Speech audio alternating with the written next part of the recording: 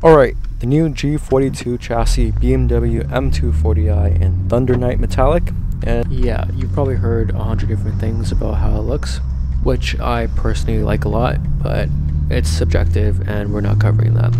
We're just here to see how this thing drives. So this has the notoriously famous B58 3.0 liter inline 6 with a single twin scroll turbo used across the BMW 6-cylinder lineup now. 382 horsepower and 369 pound-feet of torque in BMW figure, which turns out to be probably over 400 horsepower when you put it on a dyno.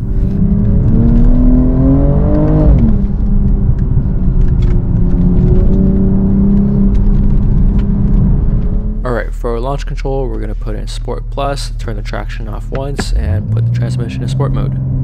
0 to 60 is a claimed 4.4 seconds, but once again, BMW numbers, which probably means that you're getting high 30s, which is probably entering supercar territory for a price tag under $60,000.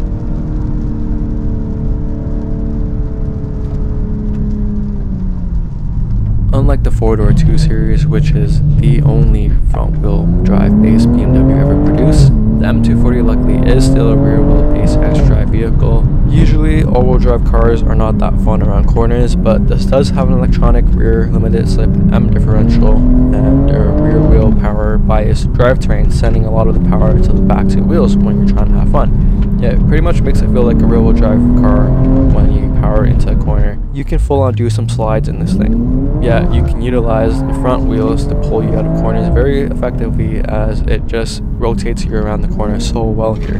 You definitely feel safer and more confident pushing it around corners, especially compared to a Supra or an F87 M2, because you do have an extra grip.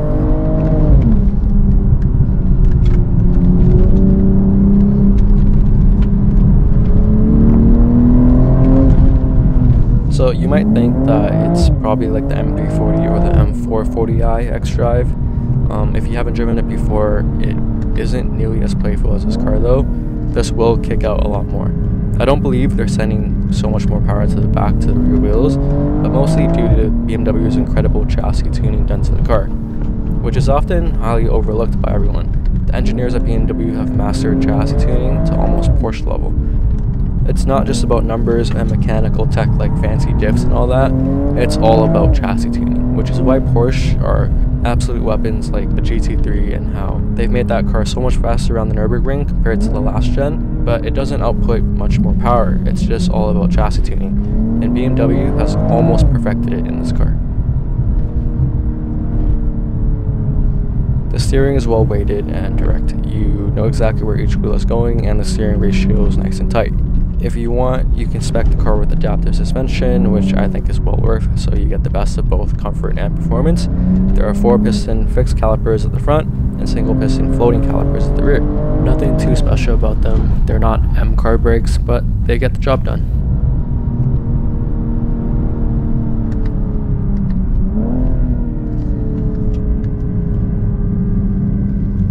The ZF 8-speed has also been tuned for a more aggressive punch on each shift. It's hard to describe how it feels because you not only hear each shift, but it has this deep bass and thump you get that you feel through your whole body when it shifts. If you have your headphones on, turn up the volume and just listen to how it sounds here.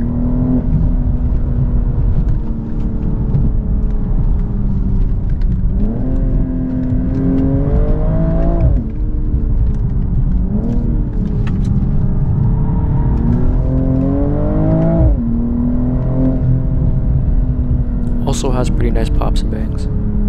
A lot of people think that the dual clutch is better and has more character, but I disagree. The dual clutch on the F-chassis M cars are not particularly smooth at all. They do get rough and jerky, especially when you're going pretty slow. And some of you guys will say that it's faster, but the ZF is wicked fast. It has a lot of character, and I get chills running through my body on each shift. Yet, when you don't send it and drive it like a civilized person, it's way smoother, seamless, quiet, and much easier to live with.